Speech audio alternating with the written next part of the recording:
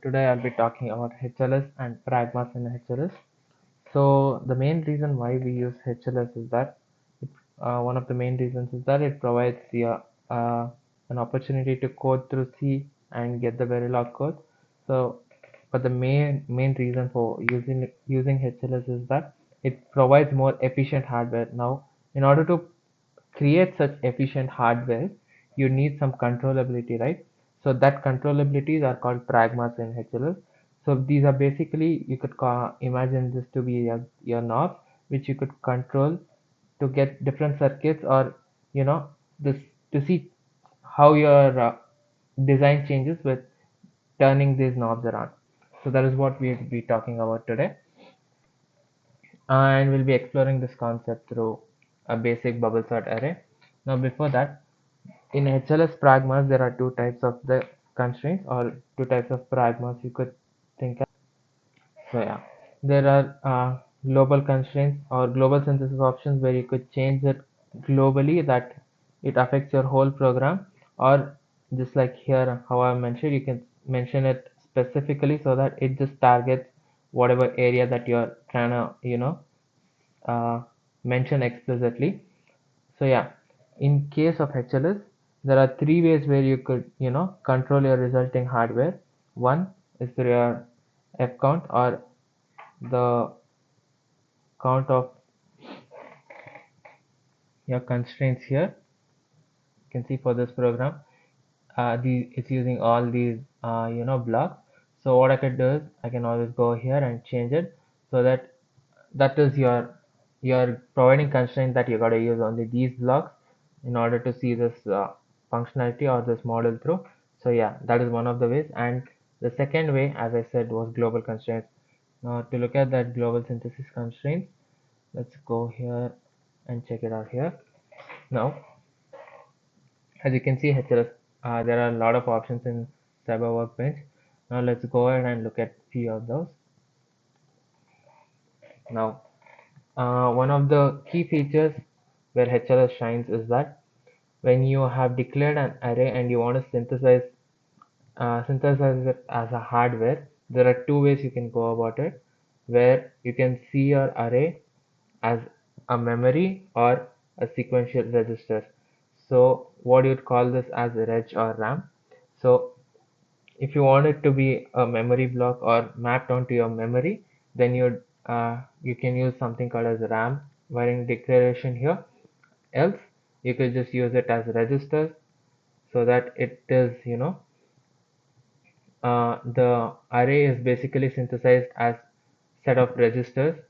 So yeah, those are two options that you could always use. Now let's go to FSMs here. FSM, now when you do HLS, your main 2 points of how your program is imagined is, it creates a data path, and the other one is your FSM. This FSM basically controls or states how your circuit changes or how it moves when there is a certain change in the circuit, or when you apply an input. So yeah, that's what your FSM does. So as you can see, there are a lot of FSM encoding styles. There is gray encoding, there is one-hot encoding, and the special part here is the FSM partitioning. So where your single FSM that is generated can be partitioned into two types of FSMs. This idea is basically, for power consumption, to reduce the power consumption.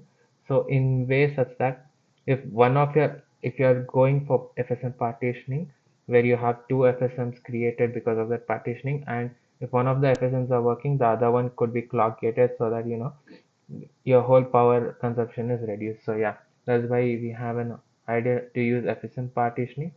And the other big option here is about the loops, how you would synthesize the for loops in our circuit. So there are a few ways where in how you could see this. The for loops can either be completely unrolled, where you take out the for condition and you write it sequentially, numbering it as 1 2 3. So yeah, so on and so forth. And this global constraint, what I'm talking about, if I'm talking about loops here especially, uh, when I change options here, the this changes whatever settings that I'm putting out will be applied for all of the for loops in here in your program. So yeah, that is what it does. And although that you might argue that it takes away some of the controllability, there are few other ways in which you can use where the user is given controllability, like unroll for loops if the number of iteration is less than or equal to c. So it provides a boundary type of condition where you could work around it, to get certain freedom and optimizing your circuit, although it's applied globally throughout your program. So yeah, and there's also pipelining where I'll be talking about in the future. So yeah, this whatever I showed right now is for global constraint. It applies global synthesis option. It applies for your entire program. And the third option basically is where you go and specifically target a single. So as I said, an array can be visualized as a RAM or a register. And here, if you're talking about this array, you can specifically say it as to be synthesized as a RAM or realized as a RAM. And again, I can specifically target these two for loops by writing this grammar called cyber unroll times. So this basically controls the unrolling of the for loop. So yeah, just for observation purpose, let's just get on with the base condition here. I've already went ahead and synthesized it. Now let's look at the QR or result of what we are getting because of this. So we have 125 ALUTs and 53 registers and 800 block memory bits. So yeah, we are using the block memory on the memory that is available on the FPGA basically. So yeah, now we can again go ahead and take off the comments on this. So initially you wouldn't see much of a difference here because since the data that I'm using is small, or the length of the data, although it's 100, I'll be I'm using 8 here, so yeah, it won't make much of a difference. But let's just go ahead and compile this. So yeah, this is one of your options here. As you can see, it doesn't change much out here. So yeah, and let's look at the other way around. What if I want to realize this as sequential ways, uh, or looking at it as registers? Now let's go ahead and do that here. Let's resynthesize it. Let's see what we observe. As you can see, the number of ALUTs the number of ALUTs realized is less. So yeah, as you can see, it definitely affects it. And since you have seen it as registers, as you can see, the when you were realizing array as a memory, you saw that the critical path was around 5.5 nanoseconds. And now, since you are looking at it as sequentially, which means that your memory will be realized through ALUTs, or your memory will be mapped by ALUTs. So yeah, that's why since you'll be seeing flip-flops, a lot of flip-flops, the delay will increase. So yeah, a clear node change is observed here. Now let's go ahead and play with the loops here. Now there are three options here where you can partially unroll. You can totally say let's not unroll this, or specific number of iterations for which you can unroll, for which you want to unroll your loop. So yeah, as I was saying, you can completely unroll the loops, or you can specifically do partial unrolling, or you can just put it out as 0. Now let's see what if I don't unroll this and I unroll the second loop completely. This is just for your index, and this is where the sorting goes through. So yeah, let us just see if we can notice any changes as such by making changes to the loops.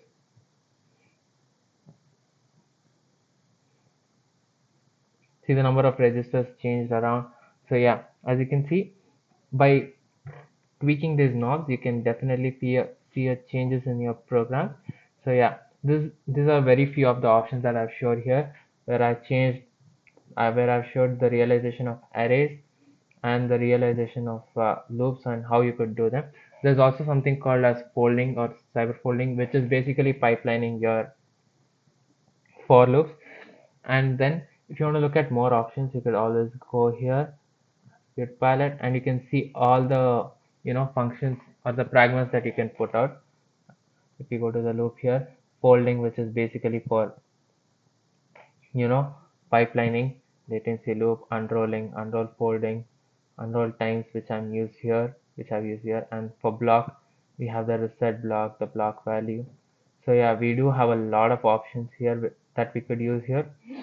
So yeah, these are few of the pragmas, or these are few of the options that we have, which we can use it in our program to create more efficient hardware.